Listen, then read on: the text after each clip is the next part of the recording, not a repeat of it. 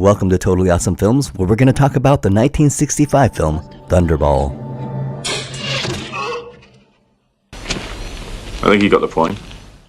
James Bond goes on a mission to recover 2 stolen NATO atomic bombs seized by the criminal organization SPECTRE, led by the ruthless Emilio Largo. Bond's investigation takes him to the Bahamas, where he discovers Largo's mistress, Domino Derval, the sister of the murdered pilot used in SPECTRE's plot.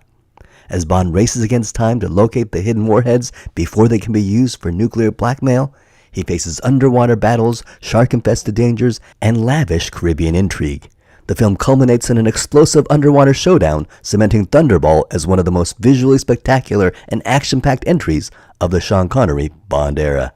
So we finally got to Thunderball, which is the first true blockbuster James Bond film, and it's also the most expensive James Bond film to date. After all, Dr. No had a budget of $1 million, they doubled that for From Russia with Love to $2 million, and Goldfinger had a budget of $3 million. Well, due to the immense success of Goldfinger, United Artists decided to go all out and tripled the budget of Goldfinger and gave Eon $9 million. That's way more than all 3 of the previous movies combined. Because this is when the movie studios realized that the James Bond franchise was a bankable commodity, which of course we already know today. And in fact, Thunderball was such a success that it remained the most successful James Bond film until, when you adjust it for inflation, can you guess when Thunderball was beaten at the box office and which movie beat it? Thunderball remained the #1 James Bond film, when adjusted for inflation, for 47 years. It was Skyfall who in 2012 barely beat out Thunderball at the end of its impressive 14-week theater run. Only Skyfall has beaten Thunderball at the box office when adjusted for inflation. Today, Thunderball still remains the #2 highest grossing James Bond film when adjusted for inflation, and incidentally, Goldfinger is #3. The story begins in 1958 with Ian Fleming and a man named Kevin McClory. Now remember, in 1954, Ian Fleming had sold his rights for Casino Royale to CBS for a short TV production of Casino Royale on the Climax TV show, and he was very disappointed in how that turned out. Ian Fleming really believed that James Bond could become a big film franchise and vowed not to get involved in any more half-baked concepts like the Climax TV show. However, he had still yet to meet Cubby Broccoli nor Harry Saltzman. And in 1958, he only had dreams of turning James Bond into a proper movie. So in 1958, 2 years before he would meet Broccoli and Saltzman, his friend Ivar Bryce introduced him to an Irish filmmaker named Kevin McClory, and he and Ian Fleming began to discuss plans for a James Bond movie. Ivar Bryce was a wealthy longtime friend of Ian Fleming who was living in Jamaica. When Ian Fleming decided to move to Jamaica, it was Ivar Bryce who found the home for Ian Fleming, the home which Fleming would name Goldeneye. And in 1955, when Fleming wrote Diamonds Are Forever, the book is dedicated to Ivar Bryce. The two were close friends. Kevin McClory was a producer, and he was born in Dublin, Ireland, and was a relative of the Bronte sisters. In fact, the original last name of the Bronte sisters was McClory before they changed it to Bronte. And in 1958, he met Ian Fleming to try to get this James Bond movie made. In the summer of 1958, Ian Fleming, Kevin McClory, Fleming's friend Ivar Bryce, and Bryce's friend Ernst Cuneo formed a partnership called Xanadu Productions, which was named after Bryce's home, Xanadu. However, this is only in name only and was never legally turned into a company. But the 4 continued to meet over the next year over at Bryce's house in England and then at McClory's house in London. They came up with the idea about an airplane full of famous celebrities and then created the female character called Fatima Blush, who would be a double agent. The character of Fatima Blush would not be used in Thunderball. The female protagonist would be named Domino and the female villain would be named Fiona. However, in the 1982 remake Never Say Never Again, the female villain will be named Fatima Blush as an homage to this early character concept. Kevin McClory was a scuba diver, and he loved going underwater and was fascinated about the water and the underwater environment and wanted to bring his love of scuba diving into this movie. So he wanted to have an underwater battle in the movie. Over the course of the year, there were 10 different drafts of the script with various titles. And originally the villains were the Russians, but they were changed to the Sicilian Mafia. And then Ian Fleming proposed that Bond should go up against an organization called SPECTRE, standing for Special Executive for Counterintelligence, Terrorism, Revenge, and Extortion, which would be composed of ex-members of SMERSH, the Nazi Gestapo, the Sicilian Mafia, the Turkish heroin smuggling operation Crystal, and the Black Tongue of Peking. And one of the titles proposed for the movie was SPECTRE. Another proposed title was James Bond of the Secret Service, and another title proposed was Longitude 78 West. So who created SPECTRE? Well, both Ian Fleming and Kevin McClory claim they came up with the idea. We do know that Fleming used the term SPECTRE several times in various James Bond books, but Kevin McClory also insisted that much of the organization was his idea, and I guess we'll never truly ever know. According to Fleming, the name used for the villain, Ernst Stavro Blofeld, was based on an old school friend, Tom Blofeld. And one of the things that excited Ian Fleming about working with Kevin McClory was that McClory had just produced a movie called The Boy and the Bridge, which was set for a theater release in a few months. In other words, to Fleming, McClory was a real Hollywood producer with the ability to get a movie made. Well, The Boy and the Bridge was released, and it was both a critical failure and a box office bomb. And therefore, Ian Fleming began to wonder if Kevin McClory really was the man to bring his James Bond character successfully to the big screen. And Ian Fleming slowly began to withdraw and spend less and less time working with McClory on the movie. Now, in order to entice him back, Kevin McClory brought in experienced playwright and screenwriter Jack Whittingham to the project. And Jack Whittingham had already written 19 screenplays that were made into feature films. And Jack Whittingham wrote the screenplay about a man named Joe Petacci who steals a nuclear bomb on an airplane, and Bond would get involved with a beautiful woman, Sophie Petacci, who is Joe Petacci's sister. And Sophie Petacci's boss would be the SPECTRE agent who murdered her brother. And it was titled Longitude 78 West, and Ian Fleming liked the story. However, he didn't like the title, so he changed it to Thunderball. And why Thunderball? Well, in military lingo, Thunderball is a mushroom cloud that appears after a nuclear bomb is detonated. In January 1960, Kevin McClory visited Ian Fleming in Jamaica at his house in Goldeneye, and Fleming told of his plans to submit the screenplay to Thunderball to MCA with himself, Ivan Bruce, and Kevin McClory as producers, but ultimately the project appeared to have fallen through. Then Ian Fleming immediately went to work writing Thunderball novel as his 9th James Bond book, which he wrote in 3 months from January to March 1960. And the novel was based on the story that he, McClory, and Jake Whittingham had created. And he listed himself as the writer and did not mention McClory nor Whittingham. And I don't really know what Ian Fleming was thinking would happen, but in 1961, both Kevin McClory and Jack Whittingham immediately sued Ian Fleming. On 24 March 1961, the High Courts allowed Ian Fleming to publish the book, but allowed Kevin McClory to sue at a later date, which McClory eventually did. And that case went to the High Courts on November 19, 1963. And by this time, Dr. No and From Russia with Love had already come out, and Goldfinger was in pre-production. The trial lasted 3 weeks, and Ian Fleming, who was in poor health, actually had a heart attack during the middle of the trial. And so his friend Ivar Bryce recommended Fleming settle, which he did. So Ian Fleming got the rights to the book, but the book had to say, based on the screen treatment by Kevin McClory, Jack Whittingham, and the author. And Kevin McClory won the film rights to Thunderball, as well as certain characters, including Blofeld and the organization of SPECTRE. Incidentally, 9 months after the trial, Ian Fleming had another heart attack and died at the age of 56. Now, when Kevin McClory and Jack Whittingham and Ian Fleming created Thunderball back in 1960, James Bond had never been on the big screen. He was not a recognizable franchise outside of the novels. But fast forward 3 years later, by the time Kevin McClory won the case, a lot had changed. James Bond was featured in 2 hit movies, Dr. No and From Russia with Love, and was about to star in what would become a mega successful movie, Goldfinger. So Kevin McClory really knew what he had. He knew he had a gold mine, and he had the film rights for Thunderball, a true James Bond movie, and so he went to a bunch of other studios to try to make this film. And the Eon producers, Cubby Broccoli and Harry Saltzman, at this time felt that the James Bond franchise was slowly breaking out of its infancy to become a full-fledged Hollywood film franchise, and after the success of Goldfinger, was emerging as a true bankable commodity in Hollywood. It could have been potentially disastrous for an outside party making their own competing James Bond film. And of course, this is ironic because this is exactly what happened 2 years later in 1967, when a different studio, not related to Kevin McClory, picked up the rights to Casino Royale, which Ian Fleming had sold to CBS in 1954, and the rights ended up at Columbia Pictures, who decided to make a competing James Bond film called Casino Royale.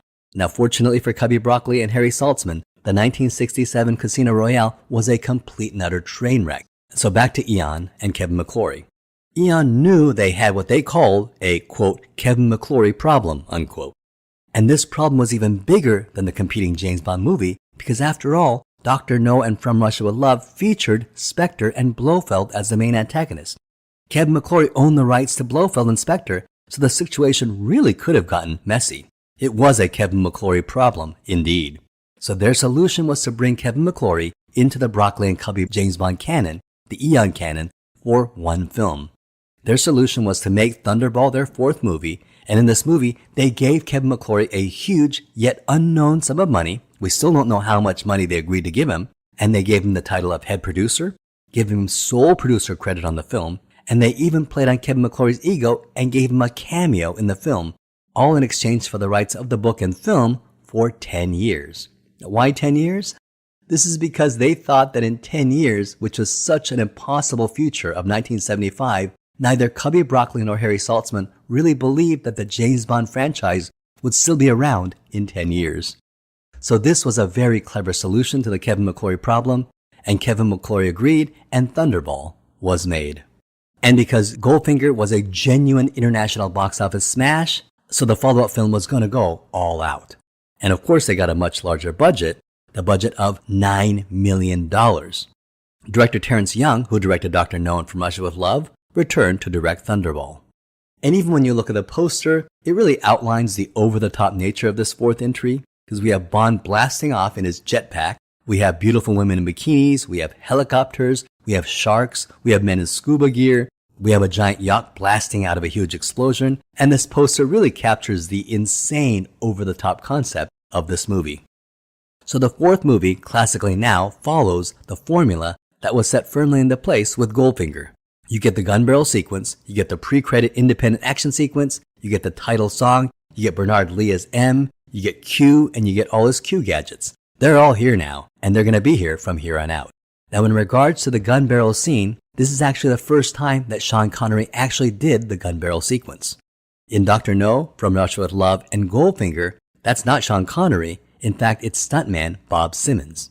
But when Thunderball was filmed, it was filmed in a new Panavision widescreen aspect ratio, and therefore they couldn't use any old film segments and had to reshoot everything from scratch. So they figured, well, if they're going to reshoot it, why not use Sean Connery? So Thunderball makes history by being the first time Sean Connery does the opening gun barrel sequence. So we start the movie in Paris at the funeral of Colonel Jacques Beauvoir, a Spectre agent who murdered two British agents, and Bond is upset that he wasn't the one who got to kill him. He then spots her widow and notices something wrong when she opens her own door. So apparently in 1965, no woman in her right mind would ever open her own door. I guess it was a different time.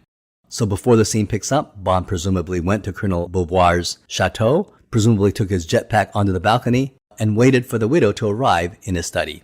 And when the widow arrives, Bond surprises the widow saying he's there to offer his condolences, and he punches her in the face, revealing that the colonel is indeed Jacques Beauvoir, who has faked his death. It's a very violent fight. It's very action-packed, and Bond gets the best of him and strangles him with a poker iron. It's very brutal. And then he escapes in the famous jetpack. Now this was not a special effect. It actually did exist in 1965, and the jetpack even debuted at the first Super Bowl I on January 15th, 1967, incidentally where the Green Bay Packers beat the Kansas City Chiefs. This rocket jetpack was invented in Russia in 1919, but was perfected in the 1950s by the US military. And this one used here is the Bell Aerosystems rocket belt. And even now seems unbelievable, but back in 1966, it was mind-blowing.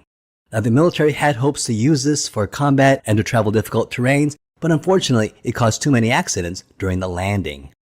The producers did not want the actor, the stuntman, to be wearing a helmet when featuring the jetpack, because they felt that it would look more James Bond-like if Bond was not wearing a helmet. But the safety inspectors insisted that he wear a helmet. So the producers originally planned to kind of sneak the actor in and do the shot without the helmet, and figured it would be better for them to get forgiveness rather than permission. So they even did test shots with Sean Connery without the helmet carrying the jetpack. However, the pilot of the jetpack was an engineer named Bill Sweeter, and he refused to take the jetpack up for a ride without the safety helmet. And Bill Sweeter was only one of two people in the entire world who was qualified to fly the jetpack, so he had a lot more power than the producers did. So it was either have him fly with the helmet or not have anybody fly the jetpack. So the producers agreed, and sure enough, in the movie, you see James Bond put on a helmet before flying, taking the jetpack up in the air to fly. Now, as much as this seems like science fiction even now, you can imagine how spectacular it was in 1966. And believe it or not, jetpacks are for sale now, and some of these companies are actually making jetpacks for commercial use. And the price is estimated anywhere from about $75,000 to about $150,000. If you give that kind of money, you can actually own your own jetpack and fly it. So Bond lands his jetpack next to his car, and we have the return of the Aston Martin DB5 from the last Goldfinger movie, with the familiar bulletproof shield that rises from the back window, and in this movie, it actually has a rear-firing water cannon. Now by this movie, Sean Connery was wearing a full toupee. Contrary to popular belief, he did not wear a toupee in Dr. No nor From Russia with Love, and his balding was covered up with makeup and clever hairstyling. But by Goldfinger, his hair loss had progressed to the point where they needed a hair replacement system, and by Thunderball, he was wearing a full toupee. Another interesting bit of trivia is the opening song. Have you heard this song, Thunderball? It's done by legendary lounge singer Tom Jones, and it's a catchy song, although don't try to make any sense of the lyrics. Now, the original song for this movie was called Mr. Kiss Kiss Bang Bang. The song was by Shirley Bassey, and it was later re-recorded by Dionne Warwick. And this song is very interesting. It's more nuanced, it's sexier, and the lyrics are much cooler. Unfortunately, when they filmed this, Broccoli and Saltzman were worried that the song didn't have the movie title in it. After all, the last Goldfinger movie had the song title Goldfinger, and the movie was incredibly popular, and so was the song, so they assumed the popularity of the song may have helped market the movie. And that's why they hired another singer to redo the song with the title of the movie Thunderball in it. And interestingly enough, Johnny Cash actually was hired to write a song called Thunderball, although they ended up not using it, and Tom Jones was hired instead. Now since then, the song Mr. Kiss Kiss Bang Bang has become a cult classic song. The Thunderball movie proper starts with a meeting at SPECTRE, and this is a really cool production set, which was built by the great Ken Adam. And once again, he shows off his brilliance at set design. And he's going to show off more of his brilliance later when we see the MI6 briefing room for the Double O's. Now remember, in the books, this was the first introduction to SPECTRE, but in the movies, they were already introduced in Dr. No and From Russia with Love. And we see one of the SPECTRE agents, Emilio Largo, explain his plans to steal 2 US nuclear bombs and then blackmail the government for $100 million. After all, SPECTRE stands for Special Executive Counterintelligence, Terrorism, Revenge, and Extortion, so I guess this qualifies as both terrorism and extortion. We then move to James Bond and his boss M, and they're discussing his health, and M orders Bond to attend Shrubland's health farm in order to improve his physical health. And in keeping with the autobiographical nature of James Bond's adventures, much of the story of Thunderball actually comes from Ian Fleming's own life. For example, the health club Shrublands that James Bond visits at the beginning of the movie is similar to a health club at Enton Hall Health Farm near Godalming that he visited in 1955. And when M reads Bond's medical records to him, this was actually Ian Fleming's own medical record. Remember, Ian Fleming based James Bond's own hard-drinking playboy lifestyle on himself. So it's no accident that in the novel Thunderball, 1/4 of the entire novel is dedicated to his treatment at Shrublands. And in the movie and in the book, he meets Count Lippe and recognizes that Count Lippe has a tattoo of the criminal organization of the tongs on his hand. Now, Count Lippe is number 4 in the SPECTRE organization. And Lippe knows that he's busted, so he decides he's going to murder Bond by stretching his spine. So Bond passes out but is rescued in time by employee Patricia Fearing, and she's worried she'll lose her job, so Bond blackmails her. And this scene is highly problematic today, but was apparently okay in 1965. So Bond gets revenge by locking Count Lippe in a steam bath. And apparently this is more dramatic in the book, where Lippe gets third-degree burns, but here they sort of come across like college pranks they're doing on each other. So we see SPECTRE's plan. One of the agents, Angelo Palazzi, gets plastic surgery to look like French Air Force pilot Francois Derval, and he's murdered and replaced by Angelo Palazzi, who impersonates a pilot on the plane and steals the plane with 2 nuclear weapons. Then this goofball Angelo decides it's a good idea to ask SPECTRE for more money, and so they kill him.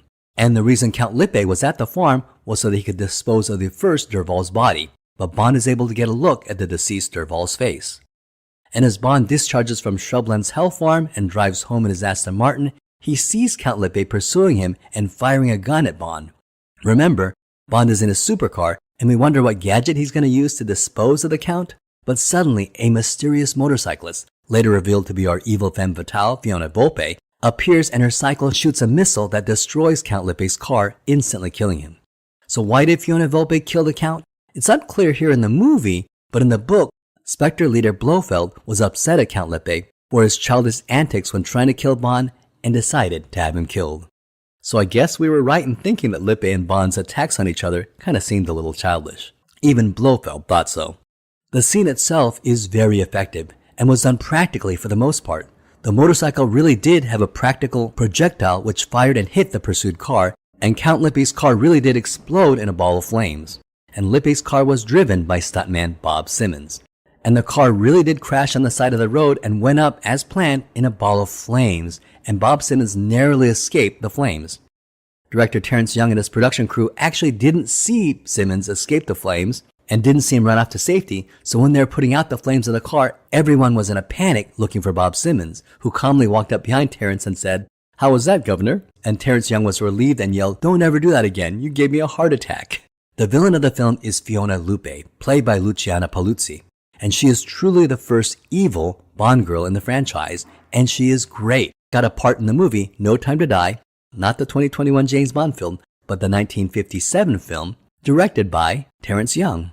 And in 1965, she auditioned for Terence Young's new film, Thunderball, for the role of the good Bond girl, Domino Vitale, but the role went to Claudine Auger.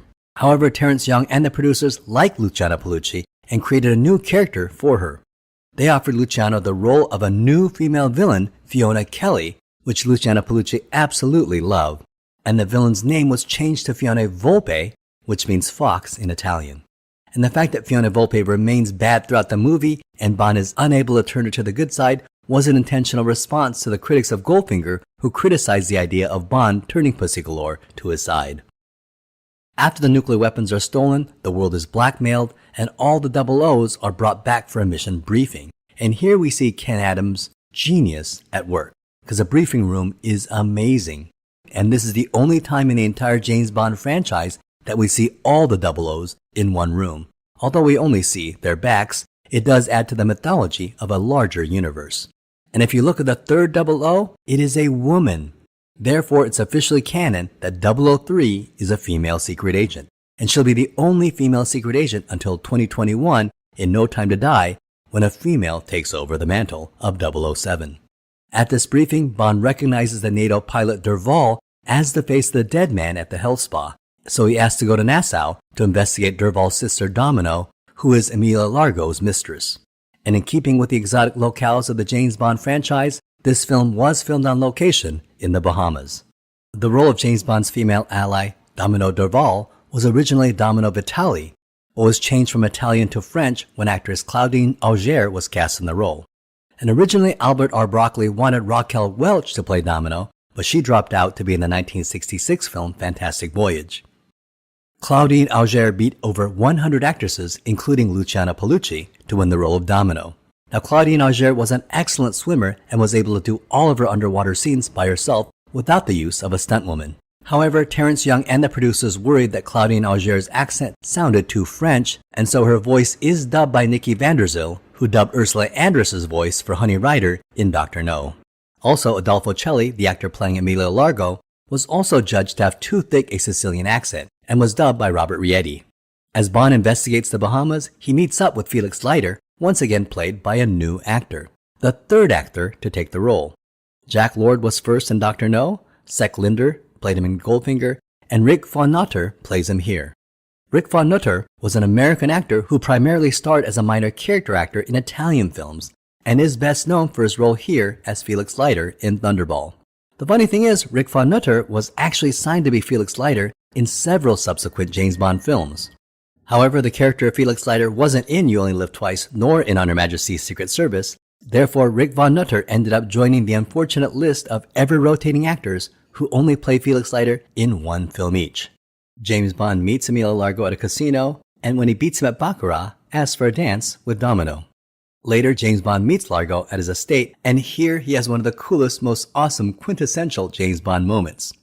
They're shooting trap, and James Bond asks if it's difficult, and he casually hits the target by shooting it square from the hip, and then says, "Oh, it's not difficult at all." It is just so cool. Easier. Perhaps you call one for me. Of course. 4, Seems terribly difficult. No, it isn't, is it?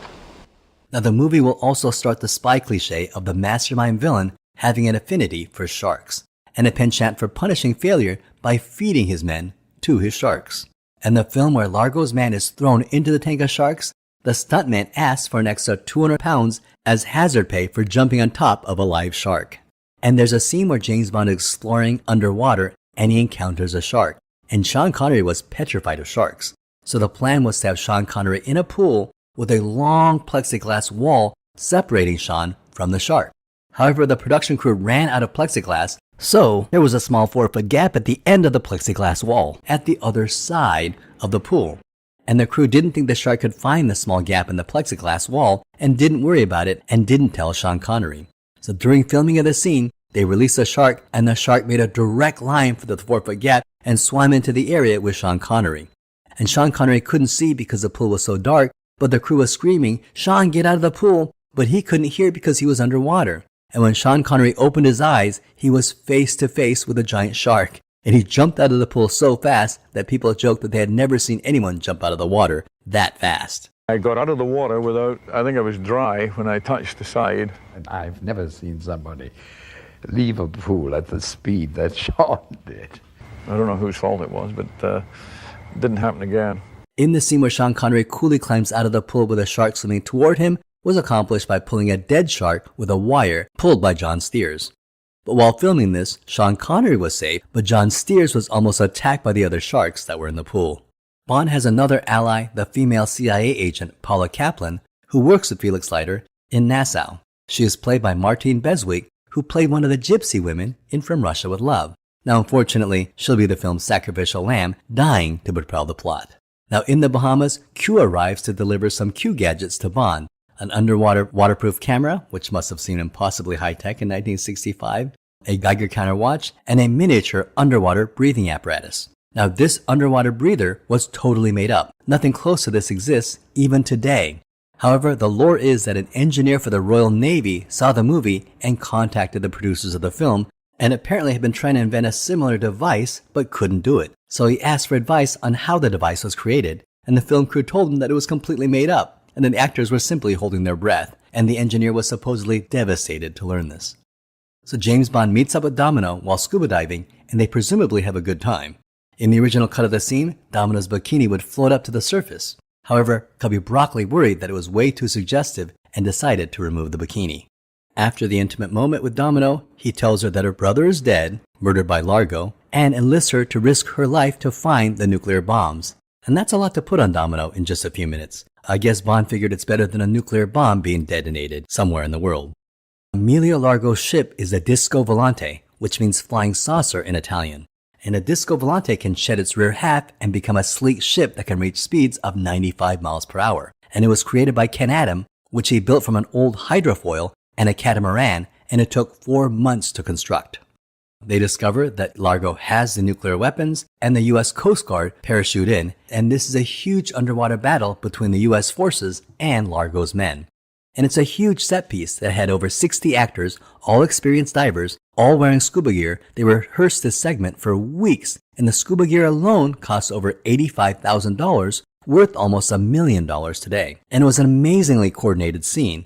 And making it even more difficult was that underwater radio communication was not as good in 1965, so the actors and the crew communicated using hand signals. And if you watch this scene from that viewpoint, this scene is spectacular and very impressive to watch. And audiences in 1965, they probably never saw anything even close to something like this. Made even more impressive was that the scene also had live sharks swimming in their midst. The crew used tiger sharks for the scene because they learned that tiger sharks tended to swim in a straight line, and their swimming trajectories could be predicted and avoided by the actors. And they learned that bull sharks and lemon sharks turn rapidly in the water and would surprise actors, potentially attacking them. The crew further controlled the tiger sharks by tying a wire to one of their fins. During the scene, Largo recognizes Bond and he swims off onto a ship. Largo gets on his Disco Volante and escapes, and just as it was built to do, and as Ken Adam had designed, the Disco Volante separates into 2 ships, and the front hydrofoil takes off at high speeds, but James Bond has hung on and gets on the ship. Now the final act of this boat scene, It's a little weird for us modern audiences to see it because it was just filmed with rear projection, and they just speeded it up in order to make the boat look really fast, and it really looks fake. And of course it was. The action scene was filmed inside a soundstage, and they just speeded up the front projection. But I feel that they would have benefited by maybe not speeding up the scene so much, because it really does look cheap and amateurish by today's standards. But apparently it was effective in 1965 because this movie won an Academy Award for Best Visual Effects.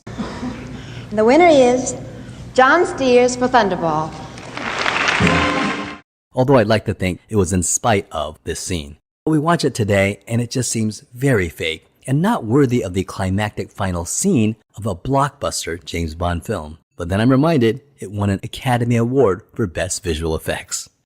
Now in Goldfinger, the femme fatale Pussy Galore has a change of heart and goes from villain to hero's ally due to James Bond's masculine charms. Well, in this movie, it's a nuclear scientist, Ladislav Kutz, and throughout the movie he's a minor character that helps Largo with the nuclear bombs, but at the end of the movie, he has a change of heart and he decides to free Domino and help Bond. And let's face it, it is a little deus ex machina. But now Domino is free, and when Largo and Bond are fighting, Largo almost has the drop on Bond, but she kills Largo in the back with a harpoon gun. But the Disco Volante is racing toward the coast. Bond and Domino jump off the boat and safely into the water just before the Disco Volante explodes and crashes into the rocks. And Bond and Domino are rescued, but what about the nuclear physicist who helped them? It looks like he may have sunk in the water. Well, fear not, Ladislav Kutz fans, because according to the director, in the script, the nuclear physicist was rescued off-screen. Thunderball was released in theaters in the US on December 22nd of 1965. Interestingly, it premiered at one theater in Japan first on December 9th, 1965. It opened in only one theater in Tokyo, but Thunderball broke all Japanese records for an opening day film. In the US, it also broke all records and grossed $63.6 million in the US, equivalent to $637 million when adjusted for inflation, and went on to make $142 million worldwide, which is equal to $1.4 billion when adjusted for inflation. At that time, it received positive reviews. People loved the underwater scenes and the beautiful Technicolor look of the film. They loved the fast-paced action scenes, and people thought the Bond ally, Claudine Auger, was very beautiful. And fans and critics applauded the character of Fiona Volpe. Those that criticized the film found the plot of the film a little lacking.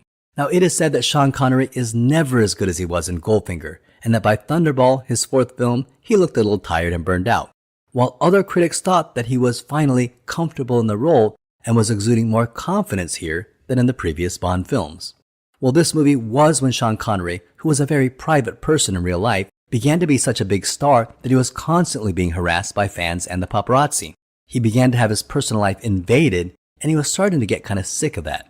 And you can really see his exhaustion with the role in the next film, You Only Live Twice. Also, tensions between Sean Connery and the producers Cubby Broccoli and Harry Saltzman would start here, and this would actually really hit ahead in the next movie, You Only Live Twice, causing Sean Connery to actually leave the role and not do a sixth film. Well, that ends this video on Thunderball. Don't forget to like and subscribe, and thank you so much for watching. I hope you had a great time.